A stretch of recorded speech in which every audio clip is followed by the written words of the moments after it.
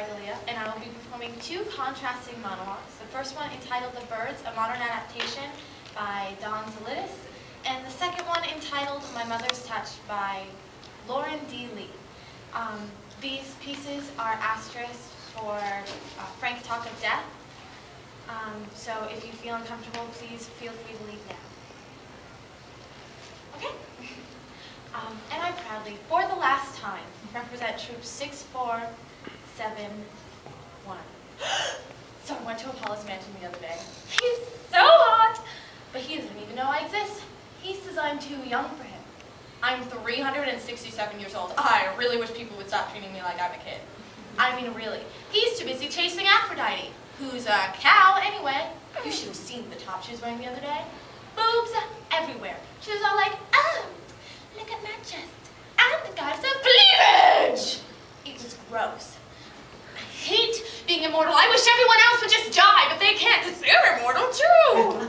At least make me goddess of something cool, like volcanoes or, I don't know, skateboarding. I don't even have a cool high priest. His name is Andrew, and he's all like, Iris, let me worship you. Ew.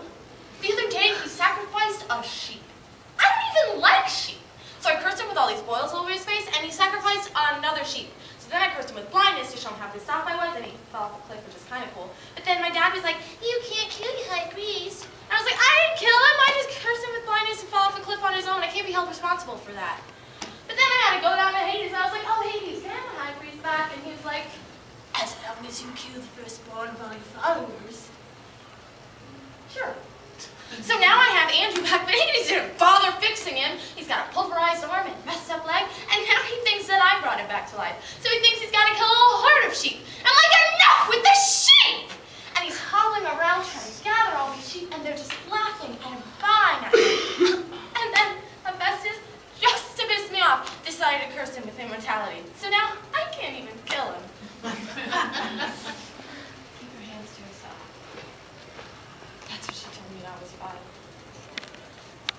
I was finger painting, and I reached up to her for warmth.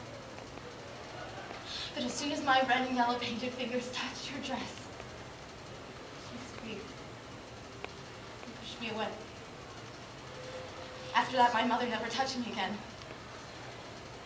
It was dirty. I would stain her blouses and soil her skin. One day there was a fire. It started innocently in the kitchen where she was cooking, but fires can be tricky things. And soon the entire room rose in smoke, and my mother ran out of the house clutching her apron for fear that the flames... Just like my fingers, might dirty her dress. And it never occurred to her that I might still be up there, sleeping. Firefighter pulled me out, and she cried. I had survived, and she would have to live with this monstrosity. My mother was the prettiest one asleep. It was the only time that I could touch her. The only time that I could feel her cool hand on my cheek. And not have to worry about her screaming. But one day, as I sat beside her, she woke up. Saw that I, the hideous thing that I was, had dared to lay a hand on her swan-like throat. So she screamed. And I just wanted her to stop screaming, because maybe then she'd hold me.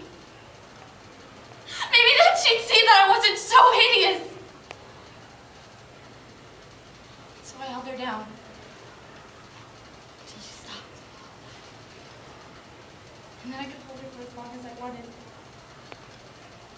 I could feel her cool hand on my cheek and not have to worry about her screaming. Eventually they took her away in an all-black bag and a zipper. And they took me here, in a white house, just like my old one. Everything here is clean.